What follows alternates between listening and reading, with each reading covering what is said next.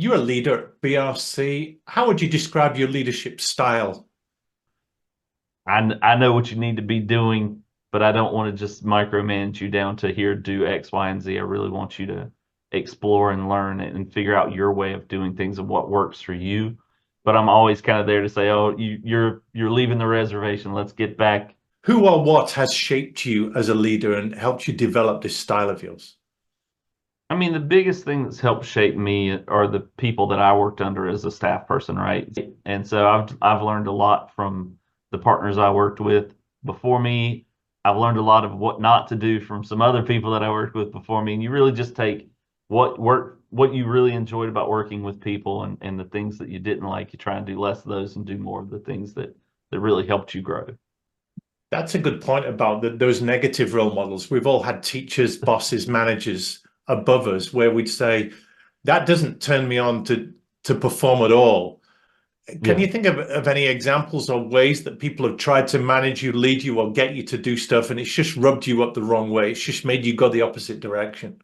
Well, I think one of the leaders that I worked with before, um, they focused more than I think we should on the numbers and productivity to the point where it was I need 40 hours out of everybody, regardless of how many hours they have to work to get that. So I need 40 client hours, and if you've got a bunch of administrative stuff outside of that, it doesn't matter. We have to get 40 hours out of everybody, and it doesn't matter that it's June and most people are trying to take vacations and enjoy some of their downtime. Mm. This is what we need, and I need you to go uh, push that down to everybody. And that was one of the things that focus on just how much productivity I can get. Yeah. It just always rubbed me the wrong way. We're comfortable with managing staff, but a new phrase that's come up over the last few years is how to manage your boss, how to get the best out of your boss. How would you say people would get the best out of you if you manage them in their everyday role?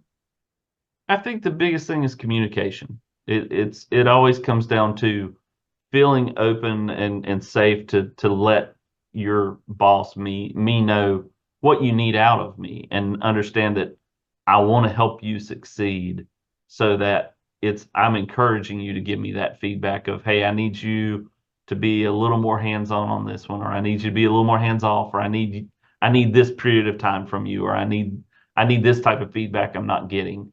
Talk to us about your approach for covering for the team and having their back when things don't go well, and even reflecting the glory back onto your guys when they do well. Yeah, I've always tried to say my role as a leader is to take the heat from the client when something goes poorly and to spread the praise when something goes well.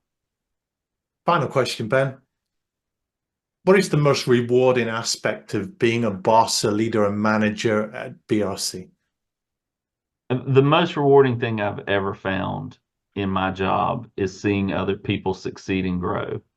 When I was a senior manager and up for partner, I went out with one of our staff people, and we were discussing it, and they were asking if I thought it was going to happen or not. And I told them, I'll be more happy when you get your next promotion than when I get my next promotion.